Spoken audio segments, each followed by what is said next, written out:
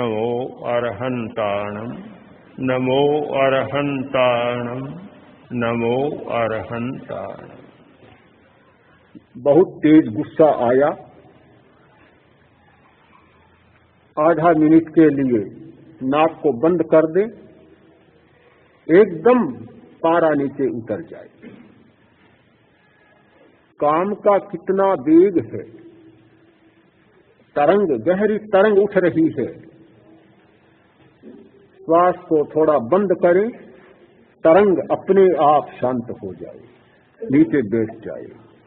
कोई भी तरंग, कोई भी आवेग, उत्तेजना मन में उठ रही है, श्वास को शांत कर दे, अनुभव होगा कि तरंग समाप्त हो गई।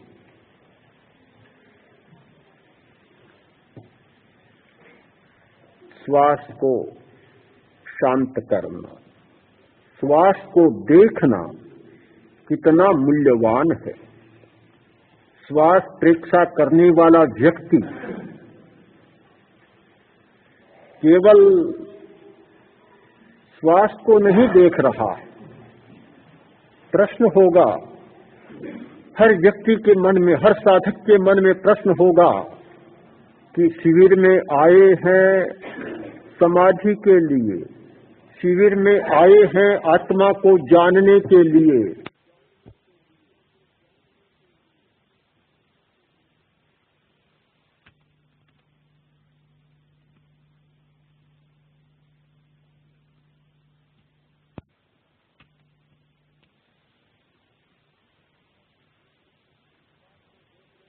श्वास को देखने से कौन सी समाधि मिलेगी? श्वास को देखने से कौन सा चैतन्य उपलब्ध हो जाएगा?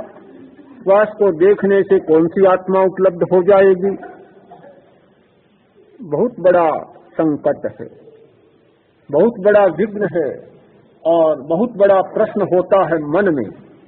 व्यक्ति समझ नहीं पाता, नहीं समझ पाता कि जिस श्वास को एक दिन छोड़ना है, जिस शरीर को एक दिन छोड़ना है, तो ये नश्वर है श्वास, ये नश्वर है शरीर। हम ध्यान की साधना में, समाधि की साधना में नश्वर तत्व की साधना के लिए नहीं आए हैं। हम तो अविनश्वर तत्व की साधना चाहते हैं। ऐसा तत्व जो अनश्वर हो, अजर हो, अमर हो, अविनाशी हो, कभी जिसका नाश न होता हो, ऐसे आत्म तत्व की, चैतन्य तत्व की साधना के लिए आए हैं। इन क्षण भंगुर तत्वों की साधना के लिए नहीं आए। पर क्रम भी समझना होगा। हमारा उद्देश्य अनश्वर है, हमारा उद्देश्य चैतन्य को उपलब्ध होना है। हमारा उद्देश्य समाधि की अवस्था में जाना है। पर जाने का कोई क्रम भी तो होगा। अक्रम नहीं हो सकता दुनिया में, छलांग नहीं हो सकती। अगर छलांग ही होती तो किसी को सीढ़ी बनाने की जरूरत नहीं होती, फिर मकान में कोई सीढ़ी नहीं मिलती। छलांग भरी और ऊपर की मंजिल पर चढ़ गया, चाहे चौथी मंजिल जाना हो, चाहे 10वीं मंजिल जाना हो, छलांग भरी और चढ़ गया, कोई सीढ़ी की जरूरत नहीं होती।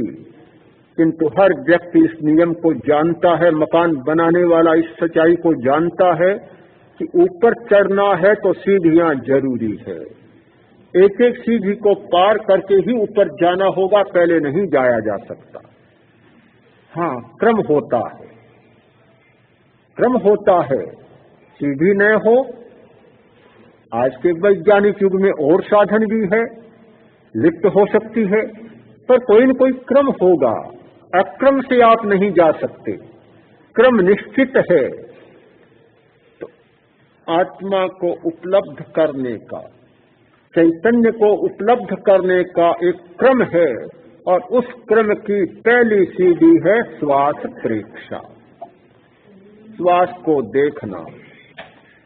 जैसे ही हम श्वास पर ध्यान केंद्रित करते हैं, श्वास शांत हो जाता है, मंद हो जाता है, गति मंद हो जाती है, श्वास की लंबाई बढ़ जाती है, संख्या घट जाती है।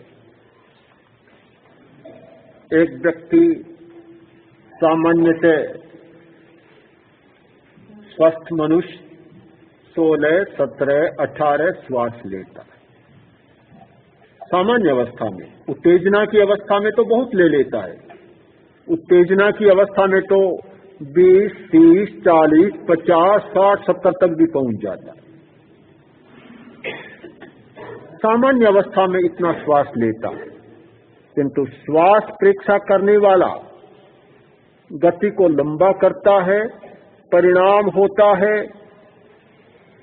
12 श्वास, 10, 8, 6, 4, 2 और 1 मिनट में 1 श्वास और आगे विकास करता है तो 2-4 मिनट में 1 श्वास भी बन जाए। यह स्थिति जब बनती है, उस व्यक्ति के सामने यह प्रश्न नहीं होता कि मन बहुत चंचल है। उस व्यक्ति के सामने प्रश्न नहीं होता कि इंद्रियां बहुत सताती हैं। उस व्यक्ति के सामने प्रश्न नहीं होता कि ये फालतू विचार दिन भर चक्कर काटते हैं, बिना मतलब दिमाग को बोझिल बनाते हैं, भारी बनाते हैं। ये सारे प्रश्न अपने आप समाहित हो जाते हैं। इंद्रिय का संयम, मन का संयम, वाणी का संयम, ये सारी संयम एक श्वास संयम के साथ साथ सज जाते हैं। हमारी शब्दातीत स्थिति बन जाती है और विकल्पातीत स्थिति बन जाती है। इसलिए बन जाती है, उसके कारण भी आपके सामने प्रस्तुत करना चाहता हूं। प्राण की चंचलता से श्वास का संबंध है और शब्द को संचालित भी प्राण धारा करती है, प्राण तत्व करता है। प्राण के द्वारा शब्द संचालित होता है और स्वर यंत्र सक्रिय होता है। चंचलता, सारी की सारी चंचलता शब्द पर आधारित है, शब्द पर। इस बात पर, इस सच्चाई पर शायद आपने ध्यान नहीं दिया होगा कि चंचलता मन की नहीं होती, चंचलता शब्द की होती है। चंचलता का अर्थ है स्मृति। क्या कोई ऐसी स्मृति होती है कि जिसमें शब्द नहीं होता? कोई स्मृति ऐसी नहीं होती जिसमें कोई शब्द न हो। शब्द के बिना कोई स्मृति नहीं हो सकती। क्या कोई ऐसी कल्पना होती है जिसमें शब्द नहीं होता?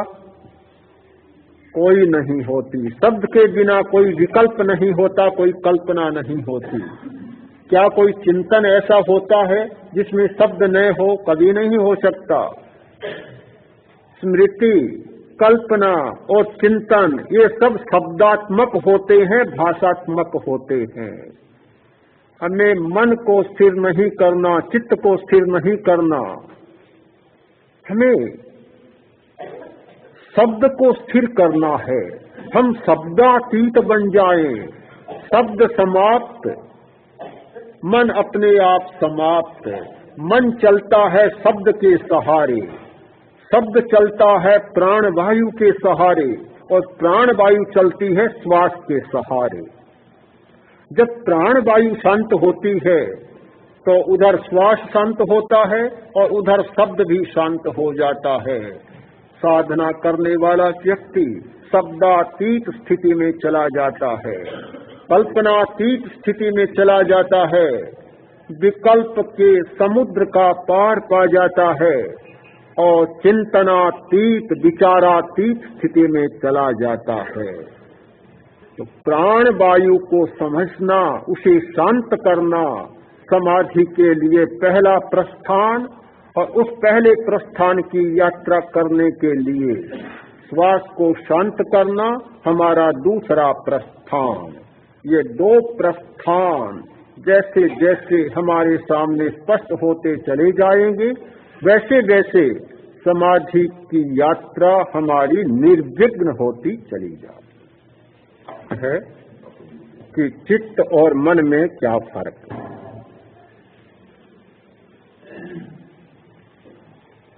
वही फर्क है जो एक नौकर में और मालिक में होता है। चित्त है स्वामी और मन है नौकर। चित्त है हमारी चेतना और मन है उसका काम करने का एक यंत्र।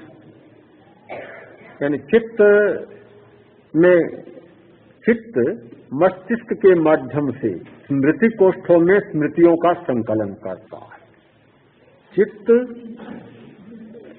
मस्तिष्कीय कोषों के माध्यम से कल्पना के केंद्र बनाता है और चित्त स्मृति और कल्पना के आधार पर चिंतन करता है। ये सारे काम चित्त करता है। तो ये चित्त के तीनों काम हैं, स्मृति करना, कल्पना करना और चिंतन करना। उन तीनों नौकरों का इकट्ठा नाम है मन।